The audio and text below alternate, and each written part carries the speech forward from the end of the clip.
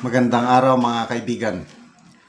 Bigyan natin ng reaction opinion itong post ng unofficial Ronald Bato de la Rosa Solid Supporters tungkol sa pahayag ni Secretary Junvic Remulla, yung mga turista na takot pumunta sa Pilipinas.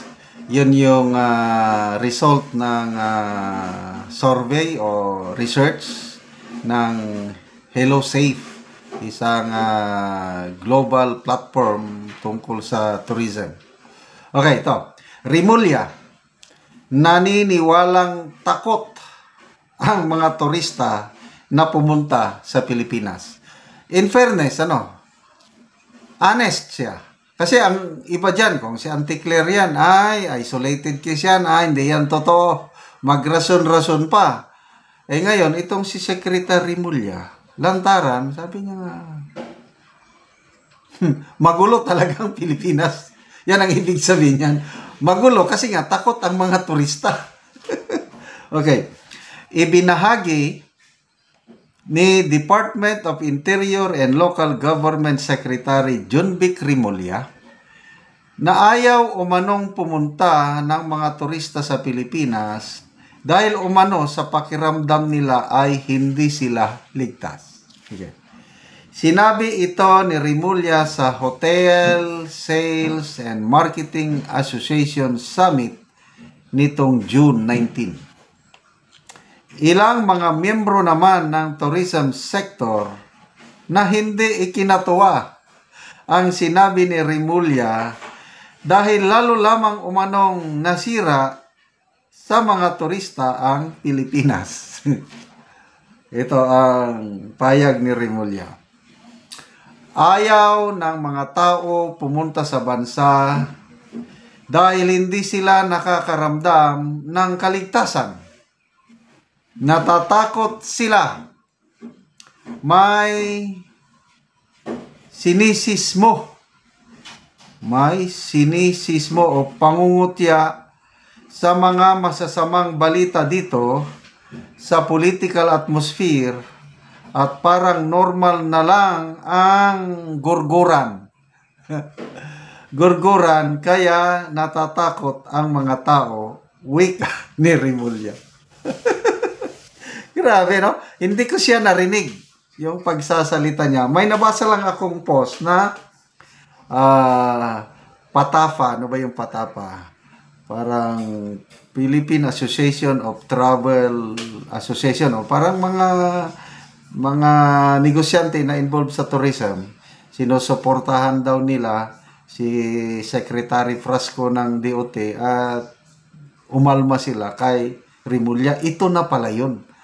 Yung birin mo yan sa isang gathering, Hotel Sales and Marketing Association. Tapos ikaw, secretary ka, ganon ang pronouncement mo. Kung ako yung nagninegosyo sa turismo, talagang aalma din ako. Grabe, no? So, maalala ko tuloy yung nangyari kay PRRD. Wala na, no? Nailipad na nila si Tatay Digong. Mamaya in-interview siya ni, sino ba yun? Pinky Web. Parang normal lang, na. It's a group effort. Apat kami na nandun, nagplano. Ang presidente, ako, si Secretary Chodoro, Secretary Anyo. Dinital niya yan, intelligence. Bali, wala lang. Group effort. Kaya lang, nung nagka-imbestigahan na sa Senado, nag-deny na siya. Tapos, ito, Hotel Sales and Marketing Association, in-invite pa naman siya. Sinasabi niya nga, takot talagang mga turistang pumunta dito. Ulitin ko halos hindi ako makapaniwala na ganito ang sasabihin ng isang DILG secretary. Masyado namang, ano bang tawag doon? Honest. Kung minsan kasi, ilugar mo rin yung pronouncement mo. Ayaw ng mga tao pumunta sa bansa dahil hindi sila nakakaramdam ng kaligtasan. O di ba, sampal din ito sa DILG sa PNP. May nabasa akong post. Crime index, crime rate daw bumaba for the first 6 months for this year. Bumaba ng 23%. Oh, so statistics-wise, data, wow. Tumitino or mas safe according to statistics. Kaya lang, ang perception ng mga turista, ang perception ng taong bayan, iba. Kasi ako, perception ko lang ito, opinion ko lang, mas delikado ngayon. Kumpara nung panahon ni PRRD, akin lang yun, I don't know sa inyo. So, ang mga turista, ganon din takot. Ito ang sinasabi ni Secretary Remulla. Ang ayaw ng tao pumunta sa bansa dahil hindi sila nakakaramdam ng kaligtasan. Natatakot sila. May sinisismo o pangungutya sa mga masasamang balita dito sa political atmosphere at parang normal na lang ang gurguran kaya natatakot ang mga tao. Ay nako. Okay, ito yung in English, I truly believe that we may have a beautiful country. Yes, walang makakatalo o hindi tayo patatalo. Magandang Pilipinas. I truly believe that we have a beautiful country and we have the best people in hospitality all over the world. But why are foreign tourists not coming here? I have to admit it. It is our fault. It is the government's fault. It is the Interior Secretary fault. Very honest. People do not want to come to the country because we don't feel safe. They are afraid. Wow. Masakit na katotohanan. Dito, sabi ng unofficial itong author, ikaw ba naman may bulldog na naglalaway at tahol ng tahol na nakabantay sa gate? Bakit ka papasok? Sino yung bulldog? Alam nyo na. Yung pitbull bulldog na inappoint nila. Brian Porcia, mas madami ang under the table. Brian Sugitan, back to you, Remulla. RJ Kabuga, check mo yung airport kung okay pa ba. Madeline Barriento, sabi ng employer ko ayaw nila sa Pilipinas. Sa airport pa lang, maraming manluloko. Sa hotel, sa taxi, or nakawan at patayan. Sayang nga ang malaking kita sana sa airport ng taxi, ng hotel, tayong mamamayan mabibigyan ng trabaho. Pero dahil sa problema sa bansa natin, yun na nga.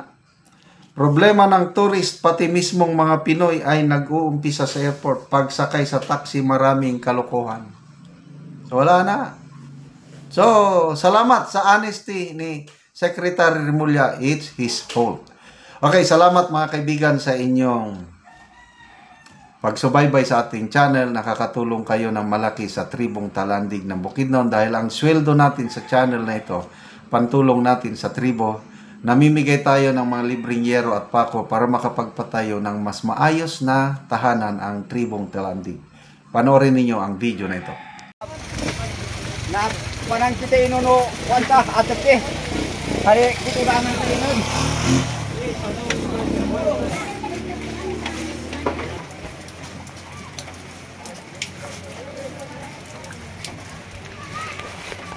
o karon mo na ni ang balay ni Uncle sa natagaan na mo og yero. So nagatulo nagyod. So dako na kaayo ang buslot sa iyang balay. Og nagasirit na gani ang ulan. Kay nagaulan karon apan excited kayo si Uncle nga nikuha sa gitabang sa iyaha nga yero. So gabok na gid kayo. So basa na gani kayo ang ilang salog. Ginonan ko kayo para yapot. Gustuhan din na. O karon Col, pila na ni katuig ang imong atop Col nga yero? Kuan eh. 30 na ni katuig. 30 na katuig. Oh. So sa 30 na katuig ingani na gid ang itsura og kadako sa buslot sa imong atop. Oh, nga ni kay nangab kuan naman eh. Nangab tanan naman ni nabuslot. Tuloy na. Nga panday na kuan. Salamat sa Ginoo una sa nagtabang sa ako kuan katok nako kay di na ko gyud tuluan ani. Kay kuan natagaan akong sin. Og mo palit kog sin na di man ko kapalit kay wa may kwarta. Ayo ba kay natagaan ko. Salamat kayo. Oo, tungod sa kalisod Tungod Col. sa kalisod. Maglisod gani tagpamukas ay pa ang sin. So pila na day mong edad Col? Kuan ako, 59 na ko. 59. Pila imong anak Col? Duara. Ay, duhara. So tanan na naay pamilya. Oh, naa na tanan. Sige Col, salamat. Tanan man natagaan sila usin. Sige, salamat Col.